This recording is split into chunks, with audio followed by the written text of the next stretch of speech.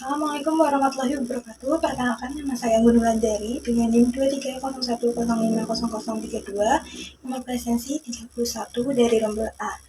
Di sini saya akan menjawab soal UTS, mata kuliah bimbingan dan konseling. Untuk soal yang pertama, latar belakang perlunya bimbingan dan konseling di sekolah. Bimbingan dan konseling diperlukan untuk membantu siswa menghadapi berbagai tantangan yang mereka hadapi di sekolah dan kehidupan sehari-hari, seperti kesulitan belajar, masalah sosial, atau permasalahan pribadi. Dengan bimbingan yang tepat, siswa dapat berkembang lebih baik secara emosional dan akademis. Untuk pengertiannya, bimbingan adalah proses bantuan kepada individu untuk membantu mereka mengembangkan potensi secara optimal melalui penyesuaian diri yang baik di lingkungan. Konseling adalah interaksi tatap muka antara konselor dan klien yang bertujuan membantu klien memahami diri sendiri dan permasalahannya untuk mencapai solusi. Persamaan dan perbedaan bimbingan dan konseling. Persamaannya, baik bimbingan maupun konseling bertujuan membantu individu dalam pengembangan diri. Perbedaannya, bimbingan lebih bersifat preventif dan pengembangan, sedangkan konseling lebih mendalam dan berfokus pada pemecahan masalah. Mengapa guru membimbing? Guru berperan sebagai pembimbing karena guru berinteraksi langsung dengan siswa setiap hari. Mereka dapat mengidentifikasi masalah sejak dini dan memberikan arahan atau bantuan sebelum masalah menjadi lebih serius. Urgensi BK. BK penting untuk membantu siswa menghadapi tantangan perkembangan psikologi, sosial, dan akademik. Kedudukan BK di sekolah merupakan bagian integral dari pendidikan, berfungsi mendukung proses pembelajaran dan pengembangan siswa. 3 wilayah atau bidang dalam penyelenggaraan pendidikan formal, pendidikan akademik, pengembangan kepribadian, dan pelatihan keterampilan sosial. BK berperan dalam mendukung ketiga bidang ini dengan mengatasi hambatan yang menghalang siswa untuk berkembang secara optimal. Keunikan dan ketertarikan tugas guru dan konselor. Guru lebih fokus pada pengajaran akademik, sedangkan konselor berfokus pada pengembangan emosi dan sosial siswa. Namun, keduanya saling terkait karena kesuksesan akademis siswa tidak lepas dari kesejahteraan emosional dan sosial. Tujuan, fungsi, dan orientasi BK. Tujuan BK membantu siswa mencapai perkembangan optimal baik secara pribadi, sosial, akademik, maupun karir. Fungsi BK, fungsi pemahaman, pencegahan, pengembangan, perbaikan, dan pengadaptasian. Orientasi BK berorientasi pada pengembangan siswa secara keseluruhan, bukan hanya menangani masalah, tetapi juga memfasilitasi pertumbuhan dan perkembangan positif. Asas-asas dan prinsip-prinsip BK. Asas-asas kerahasiaan, keterbukaan, kesukarelaan, kedinamisan, kemandirian, dan kekinian. Prinsip-prinsip bimbingan diberikan untuk memberikan bantuan agar individu yang dibimbing mampu mengarahkan dirinya dan menghadapi kesulitan-kesulitan dalam hidupnya. Pemberian bantuan disesuaikan dengan kebutuhan individu yang dibimbing. Upaya pemberian bantuan harus dilakukan secara fleksibel. Fungsi BK, orientasi BK, dan asas-asas BK serta gambaran terkait penerapan tersebut. Fungsi BK, 1. Fungsi pemahaman. Guru membantu siswa memahami pentingnya manajemen waktu. Yang kedua, fungsi preventif. Guru memfasilitasi diskusi tentang bagaimana cara berperilaku yang baik kepada teman. 3. Fungsi kuratif. Guru melakukan sesi konseling individual untuk mengajari mengelola kemarahannya. Orientasi BK, 1. Orientasi pengembangan. Guru dapat mendukung siswa dalam mengembangkan potensi mereka di luar pembelajaran, misalnya dengan memberikan kesempatan kepada siswa untuk berpartisipasi dalam kegiatan yang mendukung keterampilan sosial dan emosional mereka. Kedua, orientasi penyesuaian diri. Guru membantu siswa menyesuaikan diri dengan lingkungan sekolah baik dari segi akademik, sosial, maupun emosional. Yang ketiga, orientasi pengambilan keputusan. Guru melatih siswa untuk membuat keputusan yang tepat untuk mereka sendiri. Asas-asas BK. 1. Asas kerahasiaan. Dalam interaksi dengan siswa, guru dapat menjaga kerahasiaan mengenai masalah yang dihadapi siswa, sehingga siswa merasa aman dan nyaman untuk berbagi masalah yang mereka alami. Yang kedua, asas kesukarelaan. Guru tidak memaksa untuk melakukan konseling, harus berdasarkan kemauan tanpa paksaan. Yang ketiga, asas keterbukaan. Guru mendorong siswa untuk terbuka mengenai apa yang dirasakannya. Untuk soal yang kedua, profil guru yang berkualitas dalam pendidikan. 1. Kompeten dalam bidang akademik. Guru harus memiliki pengetahuan dan pemahaman yang mendalam tentang kurikulum, metode pengajaran, dan perkembangan terkini di dunia pendidikan. Yang nomor 2, keterampilan pedagogis. Guru berkualitas harus mampu menerapkan berbagai strategi pembelajaran yang efektif dan sesuai dengan kebutuhan siswa, termasuk metode interaktif, pembelajaran berbasis proyek, dan penggunaan teknologi pendidikan. Yang ketiga, kemampuan manajemen kelas. Guru yang baik mampu mengelola kelas secara efektif, menciptakan lingkungan yang kondusif untuk belajar, serta menangani masalah disiplin dengan cara yang adil dan efektif. Yang keempat, komunikasi yang baik. Guru yang berkualitas mau berkomunikasi dengan baik, baik dengan siswa, rekan kerja, maupun orang tua. Yang kelima, empati dan kepedulian. Seorang guru yang berkualitas harus memiliki empati terhadap kebutuhan dan tantangan yang dihadapi siswa. Mereka harus mampu memberikan dukungan emosional dan memperhatikan kesejahteraan siswa, terutama di masa-masa sulit.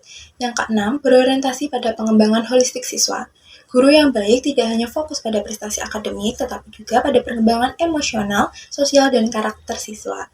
Yang nomor 7, kreatif dan inovatif. Guru berkualitas tidak takut bereksperimen dengan metode baru untuk meningkatkan efektivitas pembelajaran dan menciptakan suasana belajar yang menyenangkan dan memotivasi siswa.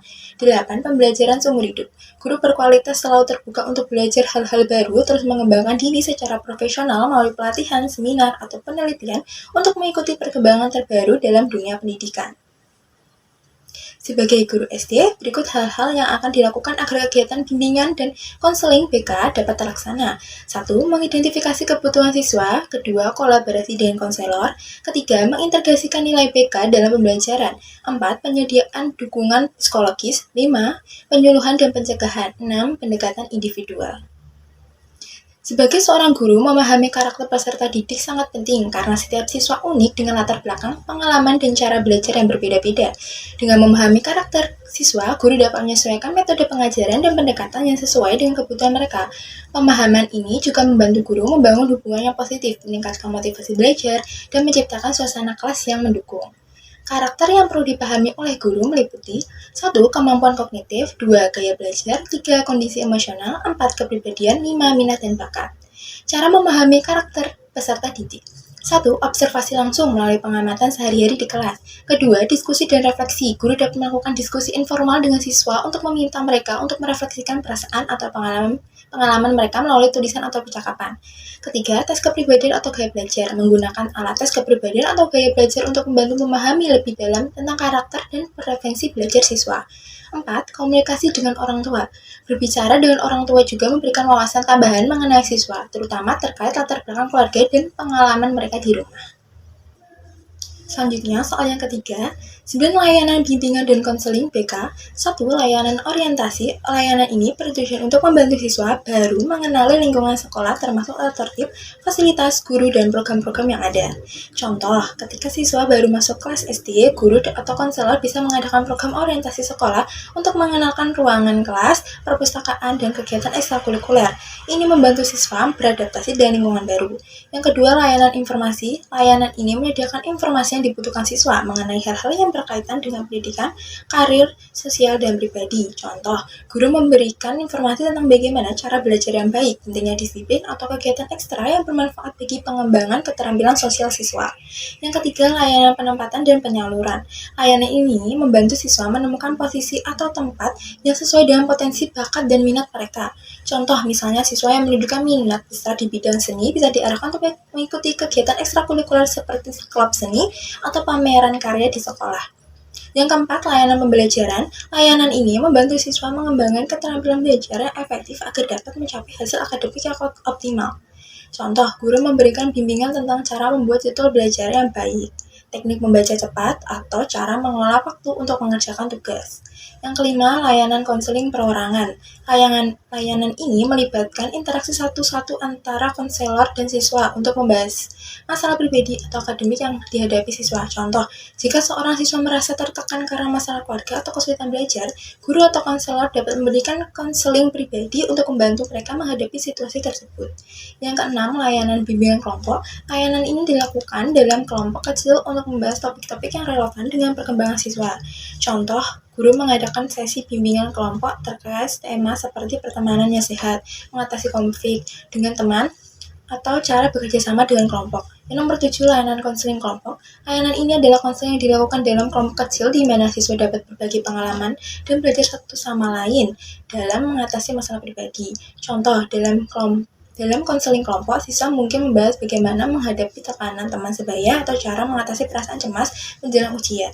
8. Layanan konsultasi. Layanan ini ditujukan untuk memberikan bantuan kepada orang tua, guru, atau pihak lain dalam membantu siswa mengatasi masalah tersebut. Contoh, guru bisa berkonsultasi dengan konselor untuk mendapatkan saran mengenai cara terbaik menangani seorang siswa yang menunjukkan tanda-tanda perilaku menyimpang atau kesulitan belajar. Yang ke-9, layanan mediasi. Layanan ini bertujuan membantu siswa menyelesaikan konflik antar individu atau kelompok dengan melibatkan pihak ketiga sebagai mediator. Contoh, jika ada dua siswa yang berkonflik, misalnya terkait perselisihan selama permainan di sekolah, guru atau konselor dapat bertindak sebagai mediator untuk membantu mereka menemukan solusi dan berdamai. 3 contoh implementasi di sekolah dasar. 1. Layanan orientasi. Di awal tahun ajaran, guru mengadakan kegiatan orientasi selama 1 minggu untuk siswa. Yang kedua, layanan pembelajaran. Guru kelas memberikan pelatihan singkat kepada siswa tentang cara belajar efektif. Yang ketiga, layanan konseling perorangan. Siswa yang menunjukkan tanda-tanda stres atau kesulitan dalam menyelesaikan tugas sekolah mendapat sesi konseling perorangan dengan guru atau konselor. Sekian jawaban yang dapat saya sampaikan. Terima kasih atas perhatiannya. Wassalamualaikum warahmatullahi wabarakatuh.